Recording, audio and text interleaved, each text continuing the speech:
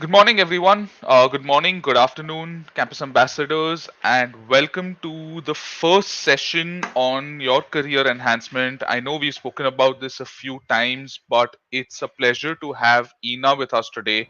And I cannot think of anyone better who can actually help get you a head start on your careers, give you the right guidance and mentorship. That's your first session to start off. Um, Ina, me and Joel both know Ina very well, but a little bit about her. She is a talent management and OD consultant. OD is organizational development, and she's a big proponent of diversity and inclusion. She advocates it actively within her field as well. She has over 17 years of work experience across financial services, venture capital, hospitality, and brings with her a plethora of knowledge and insights. And she has experiences across all these domains that she leverages even today. Today, she works actively across her own consulting ventures as well as a full-time job with Dara Holdings. And I hand it over to Ina to take forward to the session. Thank you, Keza.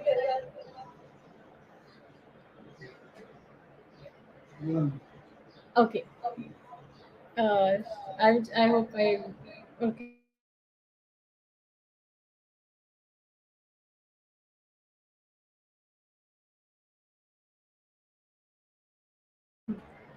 Hi, sorry about that. The echo seems to be there.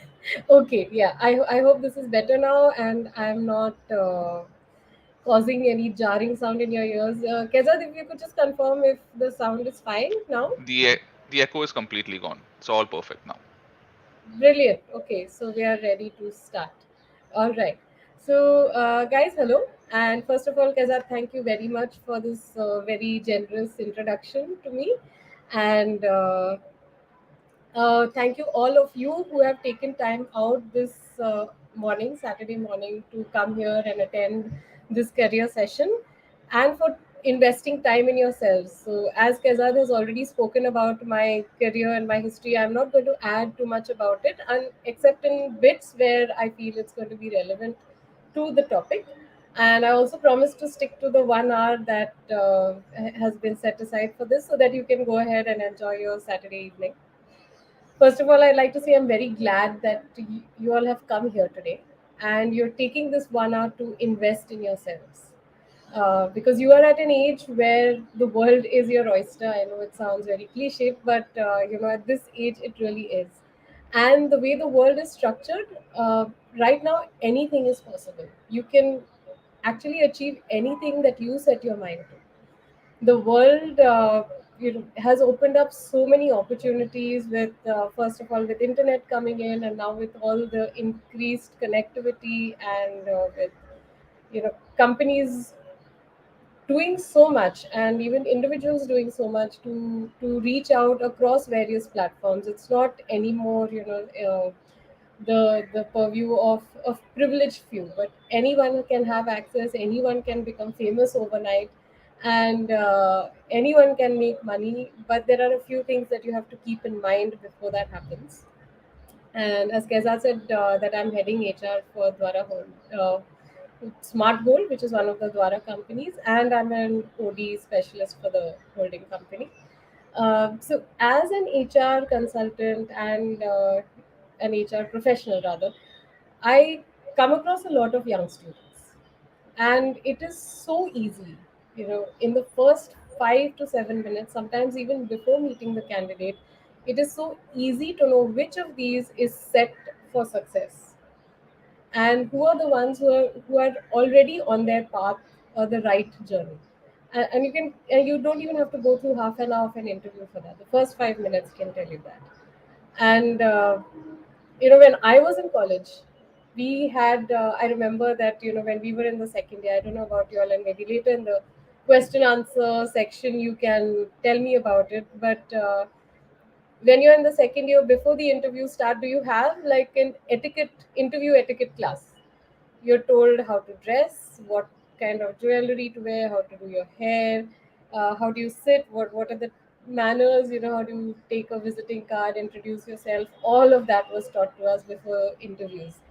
And while that was useful, I still would not say that that is something that is relevant as much today anymore if you have the right kind of knowledge and attitude.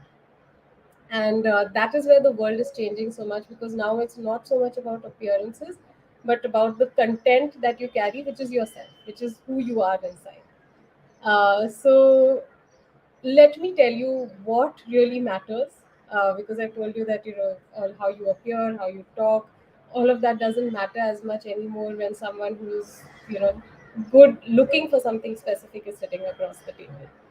So we don't need to force fit ourselves into anything. We need to be uniquely ourselves. And with that, let me just quickly start with the presentation. So before that, I'm sorry, I'm just using this platform for the first time. So I just wanted to check if my slide is visible. It is, Ina. Uh, Yes. this, and how do I move to the next? Okay, I got it. Got it. All right. Okay. So that's fine. Great. So who am I? And that is not to answer who I am, but a question to all of you. Who are you? Unfortunately, in today's world, we are so focused on the outside that we don't really think much about this question about who I am. Who are you? You know. You can talk, if I ask you the question to introduce yourself, you're going to maybe talk about your family background, where you grew up, what you're studying, maybe your likes and dislikes, some hobbies that you have, but actually, who are you? And that is a question that unfortunately we I don't know now in schools today if they spend that much time helping you answer these questions. It definitely wasn't there when I was growing up. This was a long and painful journey for each of us to slowly discover, and of course it's a lifelong thing, discovering who you are as a person.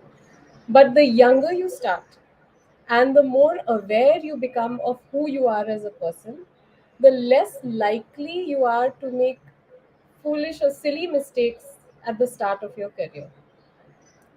And it's important to make to be aware of yourself and to be very clear of who you are at the start of your career, because your next job and the job after that is almost invariably based on the first one, or the so if you started your role, or you start your career as a sales professional, it's very unlikely that someone is going to hire you as an HR professional in your next job, right? You're always going to end up with that tag of a sales or a business development or a marketing, digital marketing. And if you start reinventing yourself, it that takes time, and not everyone is that lucky to do it. And we'll talk about reinventing ourselves and how that can be a painful process, and how it's difficult, and why it's important to start early, a little later. But a lot of what I'm going to talk about, even though the topic is about preparing for your careers, preparing for your job interviews, it's going to be on your inward journey. And I'll take you to the next slide, which is about the competency iceberg. So I don't know how many of you have had an opportunity to see this iceberg before, and I think my fonts have gone all off on the screen, but that's fine. Uh, if you look at no, that's fine. It's okay. The fonts have just gone with the upload. That's absolutely fine. Yeah, I will talk you through it anyway.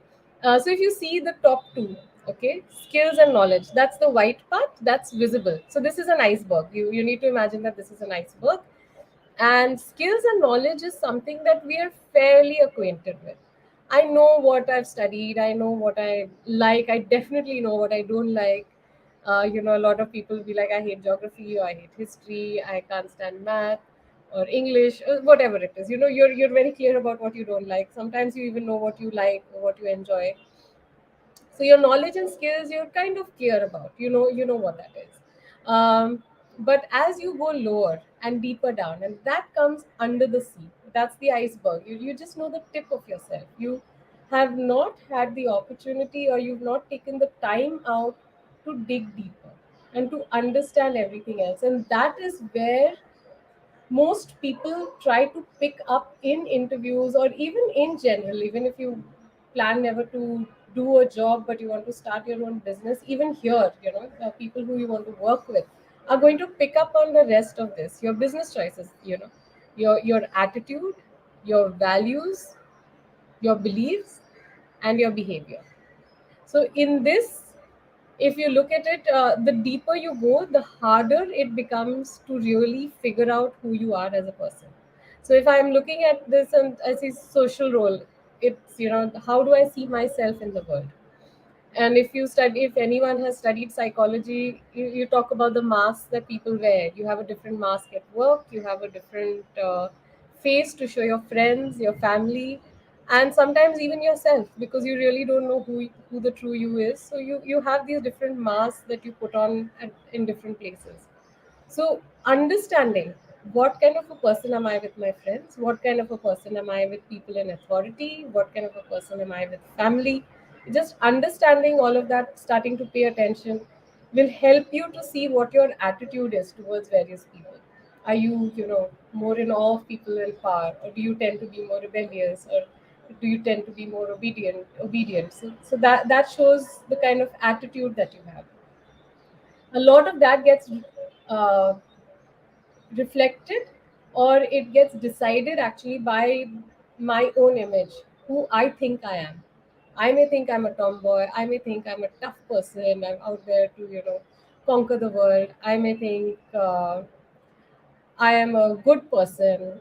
I'm a healer. I'm the person putting things together, keeping people together. So depending on who I think I am, that influences, and those come from my value systems. If from childhood, these are the values that speak to me more. This influences the way I see myself, and then this influences my attitude. And all of this comes from different personality traits, because if you have siblings, you'll know that sometimes siblings can be absolutely different from you. You'll be left, your sibling will be right, or north and south. And yet, so how does that happen? Is because there are certain personality traits that each one has, whether it is the sun or the moon we were born under, or whether it is just different personalities that we picked up or appeal to us better. But each of us get these personality traits, but the values and the family values and the beliefs tend to be similar because of the similar upbringing and background that we come from. Okay, so this iceberg, and trying to discover this, a lot of people have done a lot of research. In fact, HR and psychology have been trying various ways of testing this to get the right employees on board.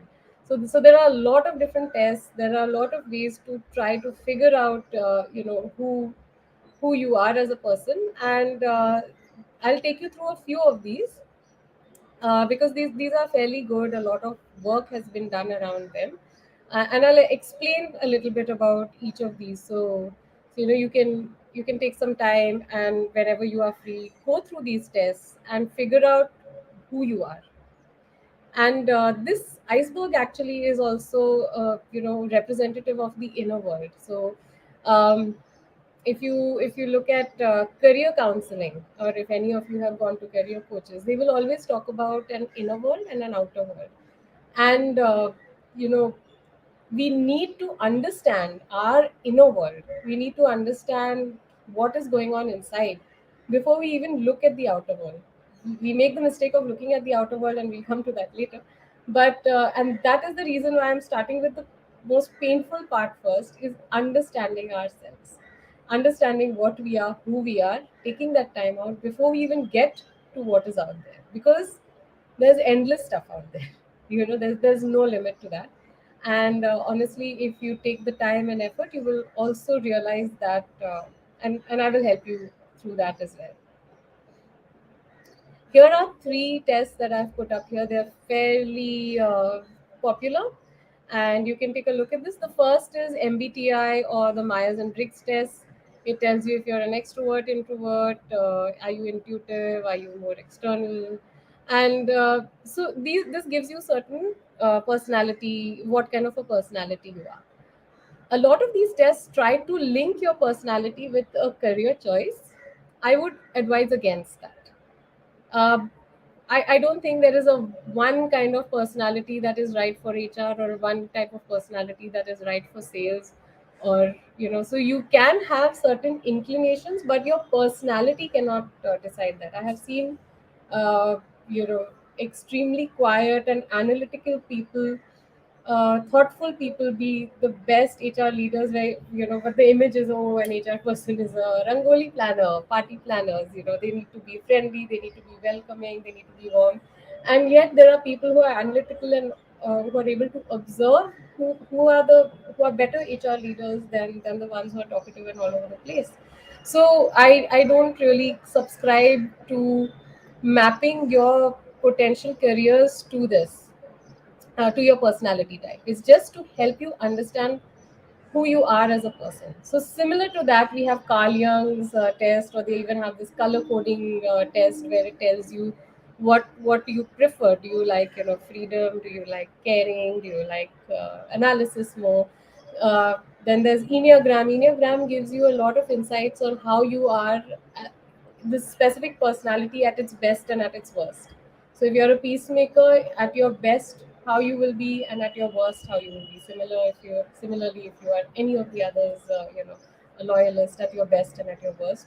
So it Enneagram is more of a tool that helps you to develop and grow, saying that as this personality type, am I at my best version of myself, or am I the worst, and how do I get myself better. So a lot of coaches use Enneagram to help you grow and improve yourself in your specific personality type.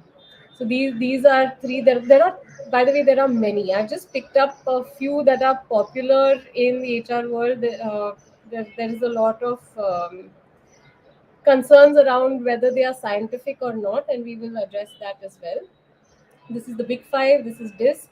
Again, these are also used a lot in companies, and especially when people need to, they go to assessment centers, and careers are decided, whether what a person should be promoted into, what a person should be moved into. A lot of these kind of tests are used to figure the person out.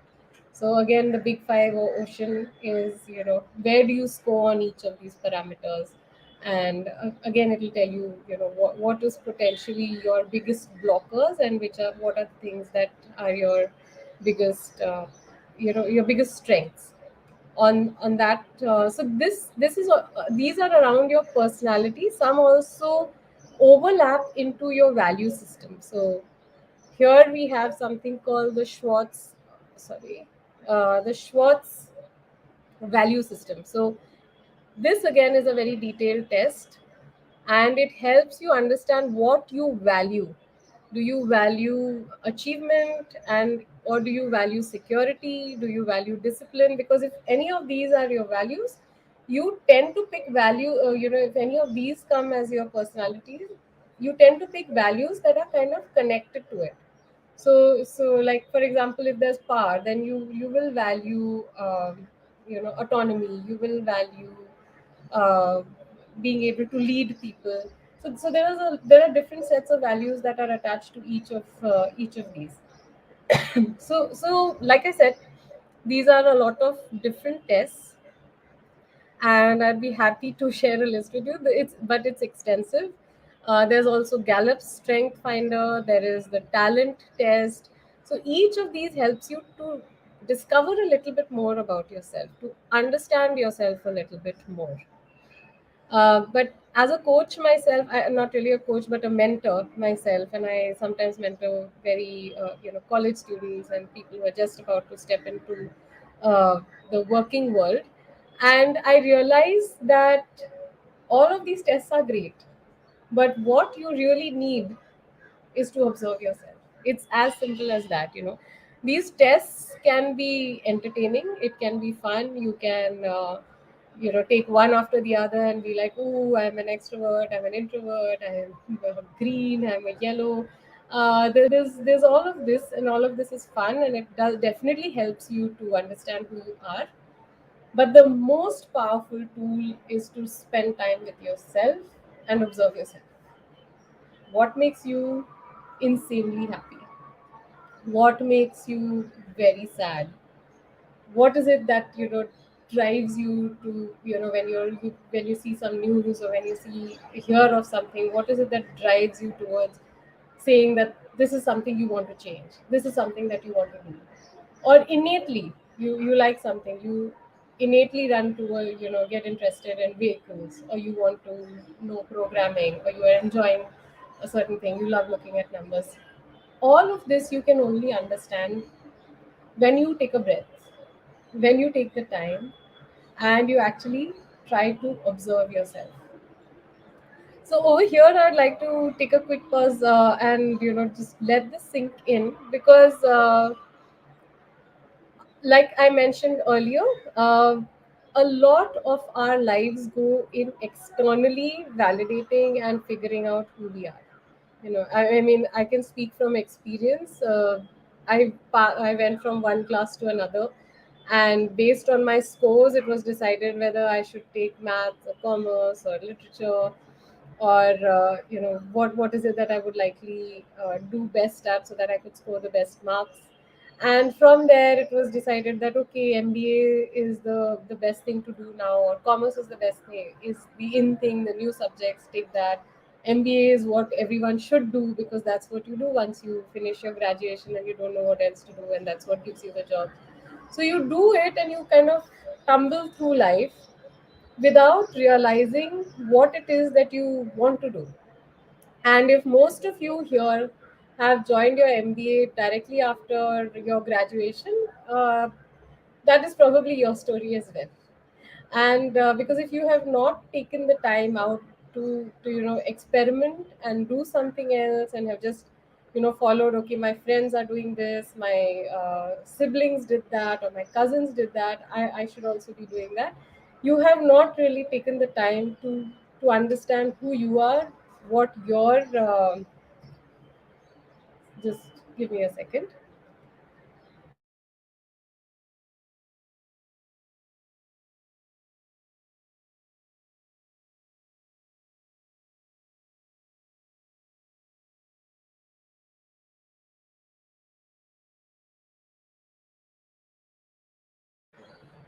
Sorry about that. The joys of working from home.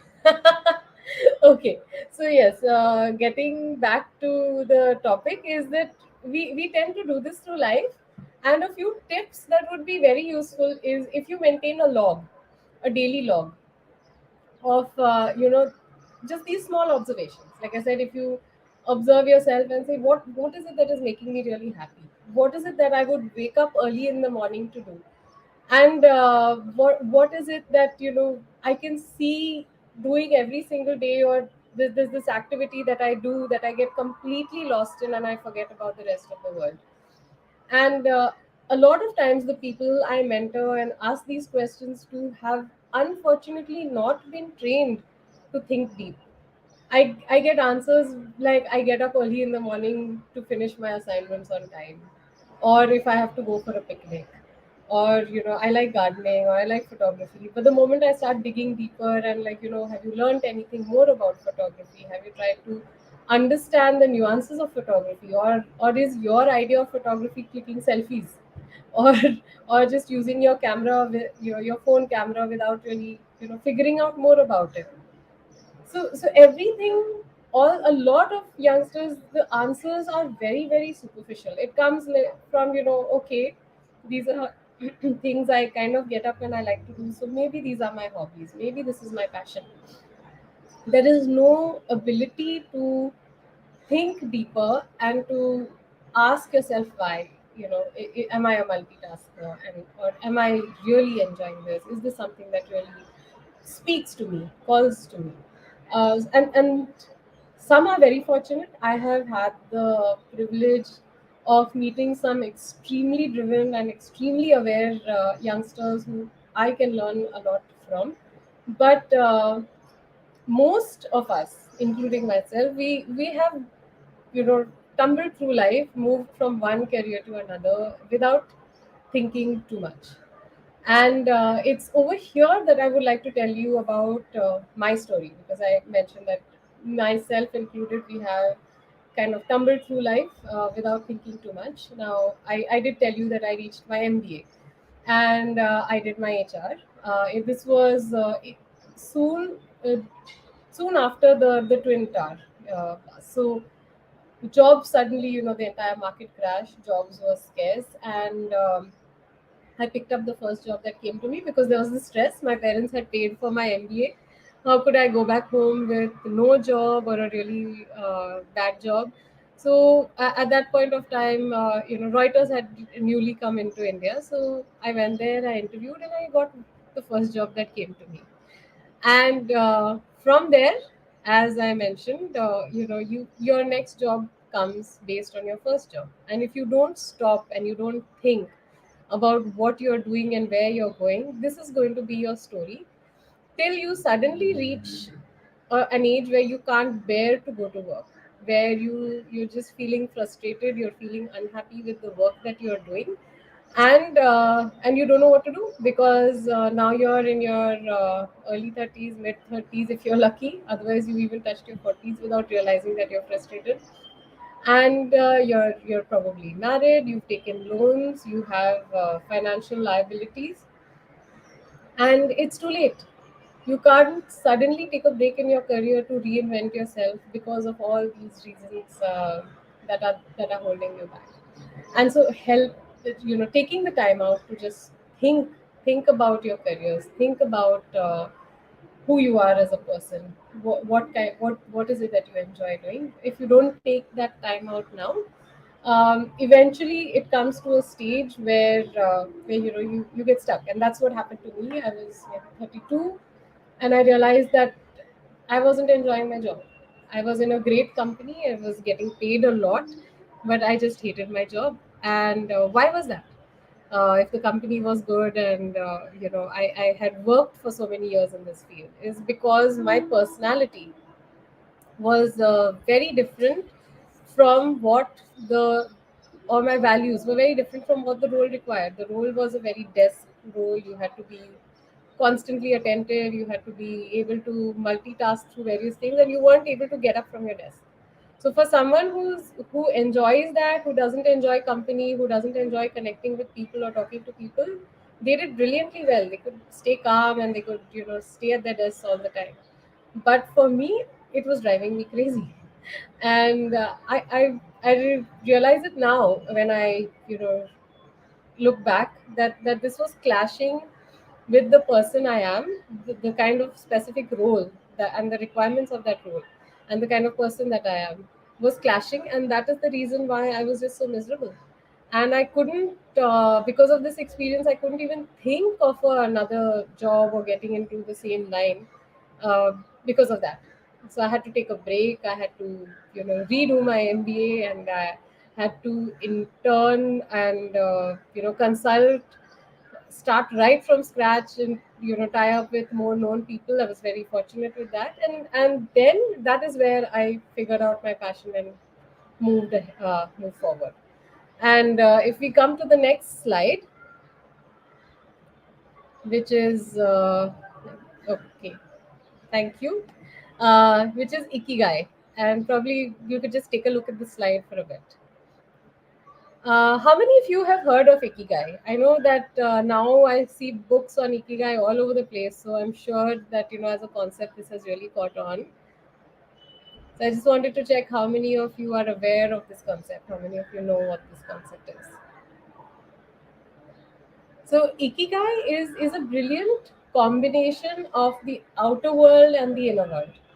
Okay, so what the outer world is what you love and what you are good at. So I'm just looking at the big circles right now. Okay, we'll get to the smaller circles later. So first is the yellow and the green circles. These are your outer world. Sorry, this is your inner world, which is what you love and what you are good at. And on the outer world, it is what is paid for and what the world needs. And a lot of us, most of the time, we get to just this light green or bluish circle, which is what is paid for. Because most of the times, whoever I go to, whatever, whoever I mentor, everyone asks me that which are the highest paying jobs, which are the jobs in demand right now. in HR, what are the jobs that get hired in the most? Everyone is just looking for what jobs are out there that they can get paid for, and then you try to force fit yourself in there, saying that okay, I hate this, I hate that, I hate that, I like this. So probably in these jobs I can do something and I can be good at. I'm not even reaching the overlap of what I'm good at and what I'm paid for. It just last week I interviewed an intern who had come, and this boy was brilliant. I mean, and it showed in the way he spoke, and his previous projects, and his passion was for vehicles. And he kept talking about electric vehicles and how that is the new technology, and how as an engineer he had done work around that, and he continued to do work around that. And I asked him, I said, why then are you interviewing here as an intern, and this internship would eventually lead to a full-time placement? Why are you interviewing with a fintech company in a phone support or a customer support role, which has nothing to do, absolutely nothing to do with electronic vehicles? You will never get to see one unless any of us buy it. But it's going to be a very different life. You will be talking to people on the phone. You will be trying to understand their investment needs. How is this going to bring you joy? Is this also something, he's kind of, I'm good at it, I'm good at listening to people, I'm good at selling stuff. So he understood that, but was that something that he loved? Was it something, or was it he just looking at it as, okay, this is a job that I'm going to get paid for, very likely that I will get a full-time offer after this, but I feel no passion for it. I don't feel anything for this job except that it exists and it'll pay me. And that is exactly where most of us fall. We rarely even fall into the profession part. Sometimes we just get hired and we're paid for it, and we keep doing it till we realize that we're not even good at it. So we don't even reach the profession overlap. Forget about the passion or the feeling of satisfaction. We're so far away from that. So you can imagine that you're starting your career, and you were just looking at jobs out there. What is it I can potentially see myself in? And I chase that. I don't see whether I love that. I don't see whether I'm good at it. Just looking at what I can be paid for. And so from which is why an inner world exercise is very important. Now the ones who are here, and then of course there's what the world needs, which is a higher purpose. I'm not touching that for now, because I think if we manage to find an overlap of what we love to do, what gets paid for, and what we are good at, even if we get this circle right, we will eventually find our way with time into this ikigai sphere, where we do something meaningful that the world needs, because we're already good at it, at what we do. We love what we are doing. We will figure a way to make a higher impact and positively impact people of the world, in the world. So I'm not touching that, what the world needs right now. If we just figure these three out, what is it that I love doing, what is it that I'm good at, and then what are the jobs out there that pay? Because very often we don't get enough information on that either. And in this day and age, like I said, we are living right now in this fabulous world of so many opportunities. There's so many never ending jobs, and I will help you look through a few sites like this. We don't even know that entire universe. So sometimes we would probably be missing this perfect job that was meant for us, because we don't know that it exists as well.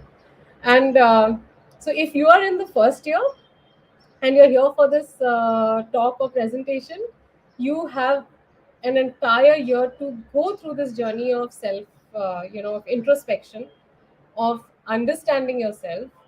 And then you'll be ready in time next year for your final placements, to know exactly what you're getting into, and you're not just walking into whichever companies come to your company, to your campus, and you have to apply because there's no other option. You need to be the boss of that. You need to decide your careers, and the remaining half of this presentation is going to help you through that as well. So this is one of the career assessment tests. Okay. So we spoke a lot about the inner world. I've shown you a lot of what tests exist out there, and what you can do internally, um, to help you understand yourself, which is firstly observe yourself and then do the test. But now, how do you know about careers? Because all of that will only give you clues about your value system, your personality, your preferences. It's not going to tell you much about what kind of roles would interest you more. Are you more of a hands-on person? Are you more of a listener? Are you the kind who wants to help people? Do you prefer building? Do you prefer numbers? So this specific to careers, there are various tests. There are of course paid versions to the Holland Careers Assessment. There are also free versions which can give you mota moti, what kind of score you have on each of these parameters. So it will not tell you that you should be an investigative person or you should go towards this career or that career. It will just tell you in all of this, where is your score? Where do you score high? Where do you score low? What kind of roles exist for people who score high on each of these circles or each of these parameters? And yes, I will be happy to share the list as well. Like I mentioned, there are a lot of these tests out there. I've just touched a very small bit of them, but the ones that are very widely used in the HR world or the professional world. Another good tool, but is also a difficult tool to use, is 360-degree feedback, which is I assess myself, but I also get people who I trust and who won't be afraid to give me honest feedback to assess me on various aspects. How do I, what is it that I like? What is it? Do I naturally lead? How do I lead? Do I naturally lead through making peace, bringing people together? Do I give an idea and tell people what a great idea? Let's go towards this. So once you look at all these tests, you can then try to check if your self image matches with what people see you as. Maybe you think you are this and you're that, but outside maybe you come across as less confident, or you feel that you're not that confident, but outside people think you are a very confident person, and they don't know what's going on inside. So it's very important for you, and I think in your MBA, I'm sure you all would have covered the Johari window, so where you have learned about yourself and what others think of you. So having a test that having a 360-degree review that helps you to get an idea about yourself through the eyes of other people is also very useful. That's something that you should do. Now, this website, mynextmove.org, is actually a US based website. So the jobs are very US centric. But why I put it here is because this helps you to get an idea of what kind of jobs are out there. So if you go to this website, if you can see on top there, mynextmove.org, and you could either take the test, you could take the Holland's test right here, where, under the I'm not really sure, and you start your test. And from there, you can check which kind of careers match with your interests, or you can directly browse careers by industry. So what is interesting in this is, in the results field, you can actually look at the level. So there are different zones. There's zone 1, zone 2, zone 3, zone 4. Depending on your work experience, your level of education, you can pick a zone 1 or a zone 4, to a zone 4, and see what jobs come in that. Like I'll take a simple example. You're starting off as you've just finished your MBA. Okay. Now, as a fresh MBA, you will probably get more of either a mid-level HR role. So you could be a training manager, you can be, a talent acquisition specialist. But if you have more years of experience, or if you are a graduate, on the other end, in within HR itself, you would get a coordinator's role. You would get an HR admin role, or an executive role, because you have to start getting trained before you reach a certain level, right? That and then if I go to a zone 4, that's with many years of experience, then I'd see like a special more specialist kind of roles. So that is where the zones come. It's about the level of education and your experience, and what kind of careers within that field can you expect. So this is a very useful site. I was very excited when I saw it, because it helps you, even if you want to look at it industry wise, what kind of careers are out there. You can take some time and just browse through it. Of course, now that you've already done your you started your MBA journey, so other professions are pushed out of the way. Like you can't be a lawyer now, or you can't be a dress designer. As in, you can definitely be it, but you'd have to you study again. But within companies as well, there are a lot of different roles that are available, and that you can consider. Or if you understand which kind of industries interest you, you could still be in an in a business analytics role, you could be in a marketing role, you could be in a finance role, but within a creative industry. So you still are part of that industry that you're interested in, but doing what you've studied for. Okay. So this is a good website that you could take a look at. And from here, we have done 50% of our works. We still have a lot more to do, because after you've done all this work, what do you do with it? Now I know I'm this personality. I know that I'm a hands-on person. I know that I'm the kind of person who wants to bring people together. I have all my results in front of me. What do I do with this information? I sit with it. I put it on my CV. I post it out there. Then what? Show it to the next recruiter who comes. Not good enough anymore. You have to start getting noticed. And that is what I keep telling each and every person, that you have to build a brand from as early an age as you can. And if you haven't started yet, it's never too late, but you need to start. Because in this day and age of intense competition, where there are thousands of resumes coming in for each role, how are you different from the next? You can't be going on the push mode. You have to be going onto a mode where you are selecting, or you are getting called for who you are, and that can only happen if you build your brand. So once you understand what you feel passionate about and who you are, put it all together and create yourself as make yourself into a brand and package that.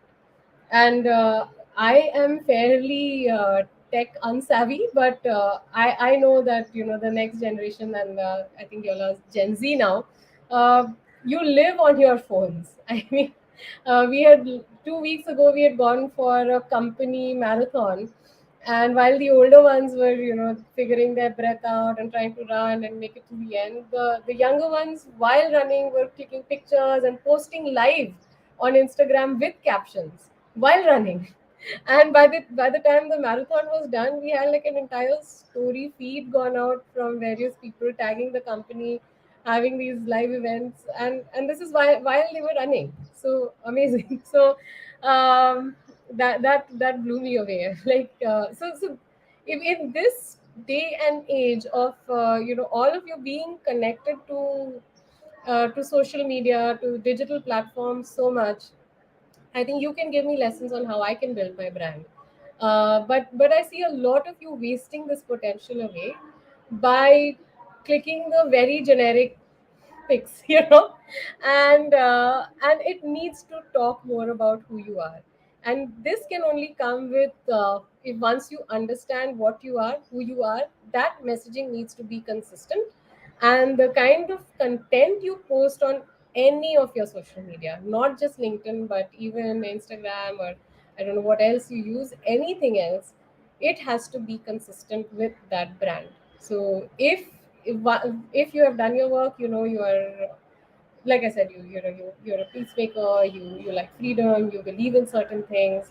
This needs to be a consistent message that comes across in all of your social media, in your posts, everywhere. Not just I'm having a great time, I went for this party, look at my new dress, look at my new pet, things like that, but messaging around you as a brand. And that is something that is important. Why? is because and I'll tell you this from an experience that I had with a previous set of interns that we hired for the VC company that I'm consulting with. And we just sent out a post that we are looking for people who could work with an investment management company or startup investing company. And there were few people, just by looking at their profiles, I knew that even before interviewing them, these are the people I definitely want on the team. Why was that? Because they knew what they were good at, they knew who they were, and their messaging was consistent. Like it's amazing the kind of confidence these youngsters who were just graduates were showing. Like, I have written guidelines for, and I'm quoting this from somebody's LinkedIn page. I am a brand expert. I can help you build your brand. I can help you understand how to post on social media. Another person had written guidelines for college going students on how they can work on their social media. Another person had created cartoon strips to educate people on how to to understand the startup investing world or the startup world. So these were people who were still graduates, but they knew themselves, they knew what they wanted to do, and they were very clear about the kind of roles they wanted, and they'd started work on that. And they'd already done a little bit of work. It doesn't have to be perfect. And your motto, which I learned from an ex-manager of mine, done is better than perfect. And they've done something. It may not have been the best guidelines posted, it may not have been the best cartoon strips, but they tried it, and through that trying they learned something. And I could already see great marketing managers in these two. And so, like I said, you don't even need to spend 5 minutes with such people, and you're just eager to get them on board because they're very confident in who they are. They're very confident in their skills. Maybe their skills are not as good as the quiet person who comes on to for the interview the very next minute, but I would never know because there is nothing to show. There is no history or profile of work, and there is no clarity in thought. And that is what makes such a difference. And that is where this power of introspection and the power of knowing where you want to move and then moving with focus and diligence towards it is what really matters. And okay, I just saw next line and it's vanished. Yes. So building your brand. After you build your brand, your work is still not done, because now you need to know what kind of companies you want to get into. This is very important because different companies have very different cultures, and that is where you need to understand, getting the entire picture in place. This is the very basic information that you can get about the location of the company, what the culture is, what is the mission, what is the reputation of the company on social media, online, and of course, what are the requirements for that role. But more, and this would be your first line of filter, where you're getting basic information, because now there are so many companies, and Gen Z, you guys are very very socially aware and conscious about the kind of imaging, the kind of brands you want to associate yourself with. You're no longer happy to just buy a Nike or an Adidas. You want to make sure, are they ethical, have they done, are they in line with my values, or is there some startup somewhere that is using recycled plastic and making amazing running shoes that I should be supporting? And you're voting with your money, you're voting with your choice of products, you're voting with your choice of companies that you choose to work with. And that is where, in fact, in the past year, in fact, bigger companies, more established companies had a harder time hiring fresh MBA students, because people wanted to go where they can make a difference, where the company was doing something meaningful and their voices would be heard. And that can only be done if you are doing this research. The first round of research is just this is your second research. What is the vision of the company, what the market analysis, what are the financials, the brand, what does the company stand for, uh, you know the demand for these products, what is the the position. And when you do all of this, because this is the kind of research that you should be doing, so when you've that's where your search becomes more and more refined and your pitch becomes very refined. So you start with you are the universe. Who are you? What are you? So they're like a big funnel, right? This is me, all of me, this is all of my world. It's a big jumble here. From here I start filtering out who am I, what do I like, what matters to me, and then from there trying to find a match from this massive universe of jobs and career opportunities and everything that is out there, established companies, upcoming companies, and then from there, which of these have potential? Because in this startup world, it's very tempting to join a startup as a co-founder or a founder's founder or the next in line. And I know people love those designations and they want to go to startups for that, but it is very very important for you to understand if the startup is going to last and what is the culture that they have, because there are some startups that have brilliant cultures, there are some startups that have terrible cultures, and it's not that visible initially. I mean, because they're not in the news that much, they're not covered that much, you won't find so much on Glassdoor or reviews. So you have to be very careful if you're looking at companies that have the startup, in the startup ecosystem or even in the established world. You have to be very very careful about what kind of company you're picking, because um for my take my case, I worked with Dow Jones, Bloomberg, and Refinitiv. All three similar companies, in the financial world, but each had a very different set of values, a very different way of treating the people, the appraisal. So while the offices all looked really fancy, everything looked brilliant, uh, each of these companies were very different. And someone who could adjust very well in one could not adjust in the other, or struggle to adjust in the other culture. So while the industry and all of that might stay the same, understanding the values of the company, the value that the company stands for, and what kind of so if a TCS and an IBM are similar, uh, one allows work from home, one is freedom, flexibility, the other one is saying no, you need to come, we work together as a team, we work better together, you need to do everything together. So you need to understand which of these speaks to you. There's no wrong or right here at all. Each one is doing what they feel their culture needs to be, what they want to drive, but which one speaks to you is something that you need to be clear about. And then looking at it for the next 2 year, 3 year, 5 year horizon, because to start your career, and if you really want to learn meaningfully, you need to spend a certain amount of time here, at least 2 to 3 years. Understanding that is very important. And so with that, you will finally get your perfect match.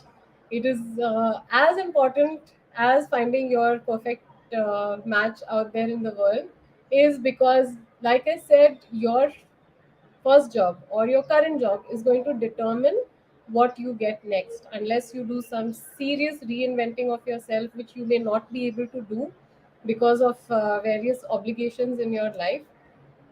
Only a few lucky people are able to have that courage to do it. You still can do it. I don't want to discourage you and say that once you've selected your career, you're doomed or you're stuck with that forever.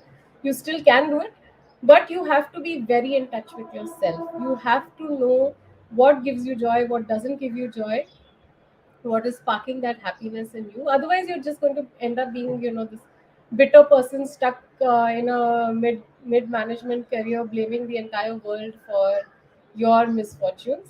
But if you're very in tune with yourself and you realize the value is not do not match with your values, or the role doesn't match with what you want to do, you will immediately start taking corrective steps before it's too late. And yeah, with that I'm done. There's plenty of life stories I'm sure each of us have, where we can talk about how we've learned, how we've improved. But this is to start with, and my sincere request to all of you is take time out, understand yourselves, and there's a lot of information out there to help you through this journey. Thank you so much, Ina. And I mean, I was smiling at so many occasions throughout this session because I think both Joel and I, having worked with you in the past, realizing some of the things that we've also gone through in that journey, some of the things that you said, right? Like Yeah. cultural differences. And I can speak from personal experience how you could be acing it completely at one venture. And then suddenly your environment changes, thinking that you're chasing after the wrong goals, whatever they may be, Yeah. realizing that your cultural fit, you're just unhappy, and the amount of damage it can do to you. Firsthand experienced it. So, guys, these things that Ina shared, right, come from real life experiences. They come from aspects that we've all learned. She has 17 years of work experience. I have a decade. Joel has 2 decades. Um, Over time, we learn from these experiences, and these kind of sessions give you a head start or a view into aspects that you would otherwise have to learn the hard way. So, thank you so much, Ina, for all those You're wonderful, very wonderful welcome. insights. Can I just request everyone to join us in the meeting room on the Discord platform for any questions, any interactions that you might want to have, any queries, anything that you want to put out there? We will see you all directly into the new meeting room, and Ina will join us for a quick 10-15 minutes to Absolutely. address anything that there is that you all want to know. Absolutely. Have Thank a you so lovely much, day ahead. guys. Thank you, guys. I'll see you all in the meeting room now.